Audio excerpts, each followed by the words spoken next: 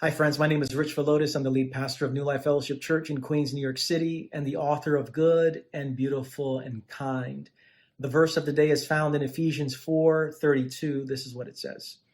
Be kind and compassionate to one another, forgiving each other, just as in Christ God forgave you. There are some words that when we hear it cause an immediate reaction, sometimes positive, sometimes negative. Forgiveness is one of those words. Paul says that we are called to be kind and compassionate to one another, to forgive each other just as God in Christ did to us. And here's some things that we have to note about forgiveness. First of all, forgiveness doesn't mean forgetting what someone has done. Forgiveness doesn't mean that there are no consequences to what others have done.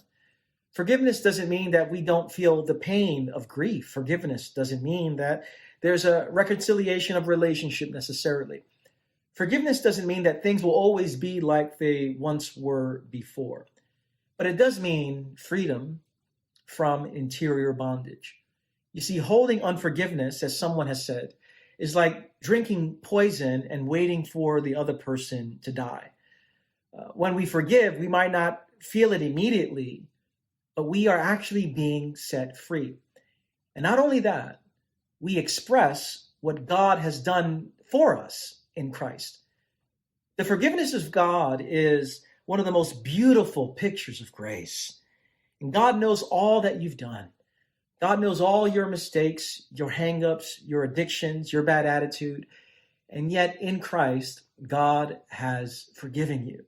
And the invitation on this day is to meditate on that beautiful forgiveness, and then ask God to do that work through us.